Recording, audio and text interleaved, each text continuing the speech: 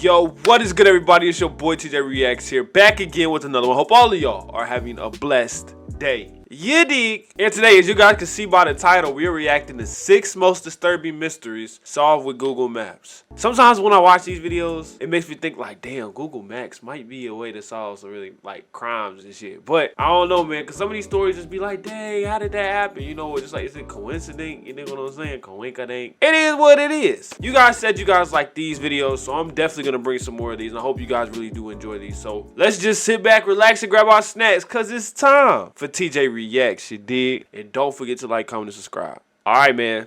6 most disturbing mysteries solved with Google Maps.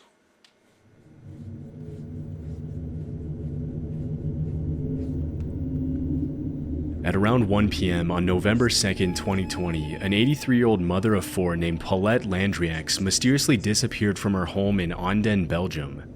At the time, her husband was hanging the laundry up to dry in the garden and didn't notice she was gone until later that afternoon. When Paulette's family realized she was missing, they reported the disappearance to the police, triggering a pretty big search for the missing woman.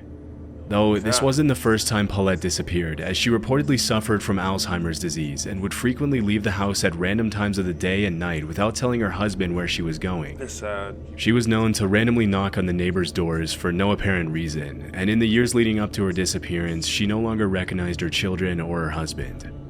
Every other time she had disappeared, her husband would find her a few feet away from the house and bring her back inside. But this time, she was nowhere to be found. During the search, 50 police officers and several search and rescue dogs were deployed to the area, along with multiple thermal vision helicopters and an entire fleet of drones. But even with all these resources at their disposal, the local police department failed to find any relevant clues leading to Paulette. After several weeks, the search was called off, and the family assumed that she had fallen into the Meuse River, which ran near her home. In October of 2022, just as the police department was about to close the file, one investigator was searching for Paulette's house on Google Street View and found something shocking. There, as luck would have it, he found a Street View image of Paulette leaving her home and crossing the street to her neighbor's house. The case was immediately reopened, and police were once again deployed to the area, where they found the body of Paulette lying at the bottom of a hill directly below the neighbor's garden. After the autopsy was performed, it was determined that the woman had fallen from an unenclosed section of the garden and died shortly after. Her final moments eerily being caught by the passing Google Street View car as she walks to her death, likely in another wave of confused state caused by her Alzheimer's disease. One thing that's hard to understand is how the police failed to see her with their drones and helicopters the first time. But at least now the family can find closure knowing what happened to Paulette, even if it comes with this eerie last image of her ever being seen alive. If you visit the location on Google Maps today, you'll find the image has been overwritten by a more up-to-date view of the town. Damn. In July 2000, that's just sad. I mean, having Alzheimer's, it's like, dang, like, you don't know. It's just sad. It's just sad, you know, like, you forget everybody, and it's just, but to know that that's the last moments is, you know, yeah, that's sad, man, that's sad. 2011, 2 armed individuals broke into an empty house in an otherwise peaceful suburb of Oklahoma City. With a house full of valuables for them to steal and nobody there to stop them, the 2 got to work. But unfortunately for them, the looting spree was much more short-lived than they had hoped. A few minutes later, the homeowner returned and walked in on the 2 of them looting her house. But instead of fleeing with the valuables they had already stolen, they held her at gunpoint as they continued to ransack her home.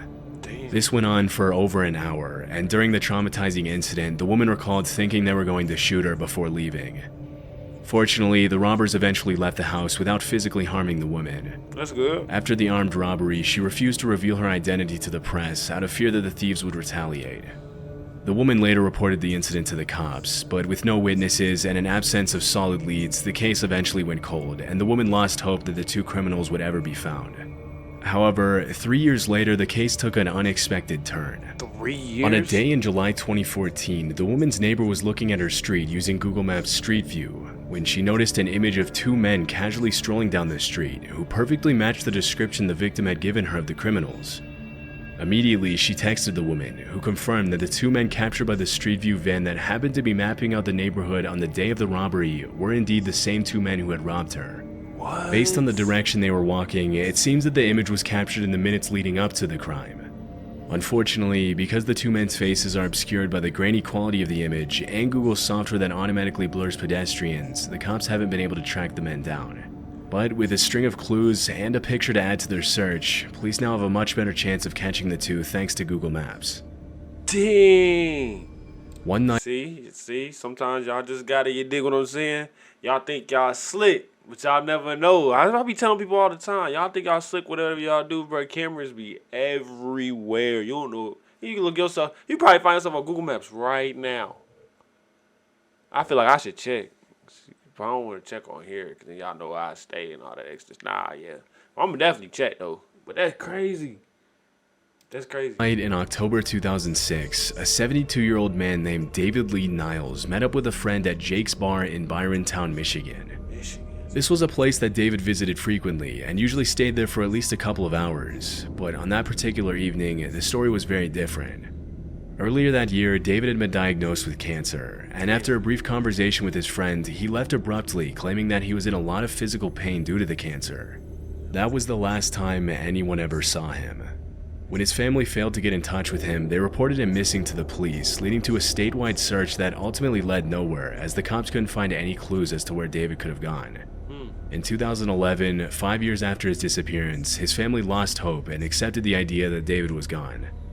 The obituary they published online read, "David Lee Niles, age 72 of Wyoming, passed away and only God knows the time and place." The case went completely cold until almost a decade later when a new twist shed light on David's disappearance. One morning in November 2015, Brian Hausman, an employee of the Cook Funeral Home in Byron County, was decorating the company Christmas tree outside. When he got to the top of the tree on his lift to put up the star, he noticed something in the adjacent pond that looked like a submerged car. Immediately, he called the police, and using Google Maps from a bird's eye view, they were able to see. You got a car from that smudge? Bro.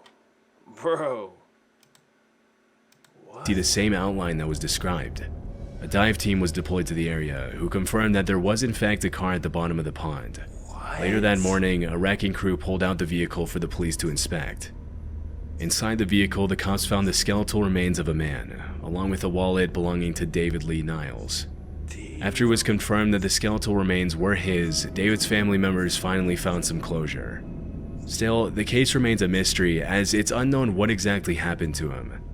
Even before his cancer diagnosis, David was known to have severe depressive episodes, and things understandably got a lot worse for him after he found out about the illness. With all this in mind, it's possible that he took his own life, but we'll likely never know for sure. I could definitely see somebody, being upset and depressed after finding out they had cancer. Like, you know, that's sad. It's just a sad moment. Like, that's a life-changing, like, event. But let's continue. In the 80s and 90s, Gioacchino Gamino was one of Italy's most wanted gangsters. Dang. He operated within a Sicilian mafia clan in Agrigento that was embroiled in a feud with Cosa Nostra, Sicily's main mafia network. He was first arrested in 1984 for murder and various other mafia-related crimes, but was later released shortly after. In 1998, he was arrested again in Barcelona, only this time he was sentenced to life in prison. After serving 4 years of his prison sentence at a prison in Rome, he managed to escape in 2002 during a commotion at the prison. Following his escape, he immediately relocated to a town near Madrid, Spain, and changed his name to Manuel Mormino. Over the 20 years that he was on the run from the police, he got married, worked as a chef at a restaurant called Manu's Kitchen, and even opened up a fruit and vegetable shop called Manu's Garden. He was in the open. Sicilian police searched everywhere for him for years, and they eventually issued a European arrest warrant back in 2014. After carrying out several investigations, the police suspected that Gamino was hiding somewhere in Spain, but the way they pinpointed his exact location was pretty out of the ordinary. During the investigation, Sicilian police found that Google Maps had captured a street view image of two men talking outside of Manu's Garden. One of the men looked extremely similar to the man they were looking for, but the cops only confirmed his identity when they came across a listing for Manu's Kitchen, the restaurant where Gamino worked. While investigating online, the police found a photo of him dressed in chef's attire on the Facebook page for Manu's Kitchen. After confirming his location, the police arrested Joaquino Gamino on December 17, 2022, and extradited him to Sicily, where he is currently serving life in prison. Yeah. According to the police, when they arrested him, Gamino was extremely confused and even had the nerve to ask how they found him when he hadn't even called his family in 10 years. In 2009, police from Zurich... Hey, my boy, they got new technology nowadays where they obviously Google Maps was not on your motherfucking side. Because, boy, oh boy, you got caught up, my boy. What? Off of Google Maps, bro. Switzerland were carrying out an investigation to shut down illegal marijuana growing operations all over the country. At some point in the investigation, they used Google Earth to locate the addresses of 2 farmers who they suspected of being part of an illegal marijuana operation. Damn. And that's when one of the detectives found something interesting. As he was scanning the area on Google Earth, he noticed an unusual change in the pattern of the fields around Rapperswil in the northeastern state of Thurgau. Zooming in, he saw what appeared to be a cannabis plantation that measured more than 2 acres and was hidden inside a cornfield right next to one of the farmers' houses. So that's cannabis, y'all know that? The Google Earth discovery ultimately led to the arrest of 16 people and the seizure of 1.1 metric tons of marijuana, as well as 900,000 Swiss francs in cash, which is the equivalent of around $1.1 million. According to the police report, the drug ring allegedly sold up to 7 tons of marijuana between 2004 and 2008, bringing in from 3 to 10 million francs a year. God. When asked about the breakthrough, the head of Zurich Police's Special Narcotics Unit, Norbert Glossner, said it was an interesting chance discovery.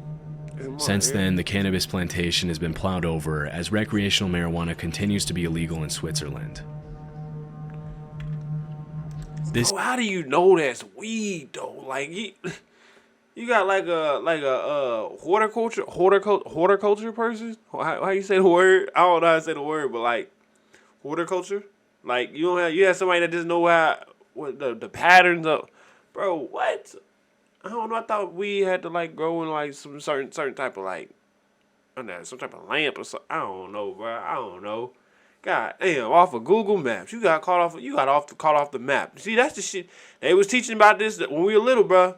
Dora, that map. He knew everything, bro. All right, he knew exactly where to go in there. All right. This incident happened at a home in Derbyshire, England, where David and Rebecca Soanes lived with their 2 children, Lauren and Ruben. In 2009, the family bought a caravan to travel across the country, but it was unfortunately destroyed shortly after when a joyrider crashed into it. Damn. A few months later, they bought a new $15,000 caravan to replace the old one, which they left in their driveway. Come up. In June of that year, Rebecca came home one day to find the caravan had disappeared, after which she immediately reported the incident to the police. However, with no solid leads, the cops couldn't really do anything about it, and the case went cold pretty quickly.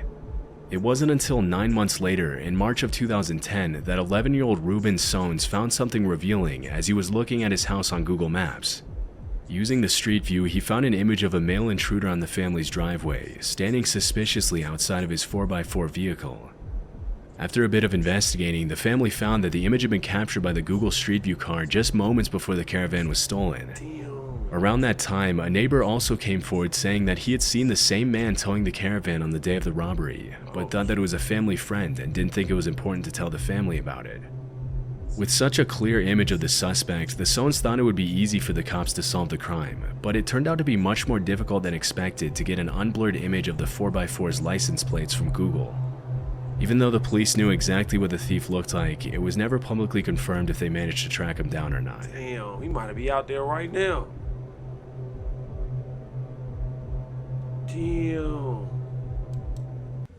Well, y'all, that was 6 most disturbing mysteries solved with Google Maps. I didn't think Google, well, obviously we seen one already with Google Maps, but that's just wow. First of all, I would never thought that smudge was a car. Never in my life would I thought that. Second of all, I don't know how, bro. How do you know that's weed from? I don't know, bro. I don't know. It's all crazy to me. Let me know which one was y'all favorite, or which one did you just think was the most disturbing? Cause to me, this is just all crazy. It's all crazy. It's pretty weird how like all these instances Google Maps caught this shit. Like, just ain't that kind of like coink-a-dink, you dig what I'm saying? Anyways, if you guys really enjoyed this, man, let me know down below. If you guys want to see more of this, please let me know down below. Like the video as well. Subscribe to the channel if you're new or haven't already. And I appreciate y'all for everything, man. We're on the road to 700 subscribers, man. Let's get there. It's TJ Reacts, man. I'm out of here. Peace.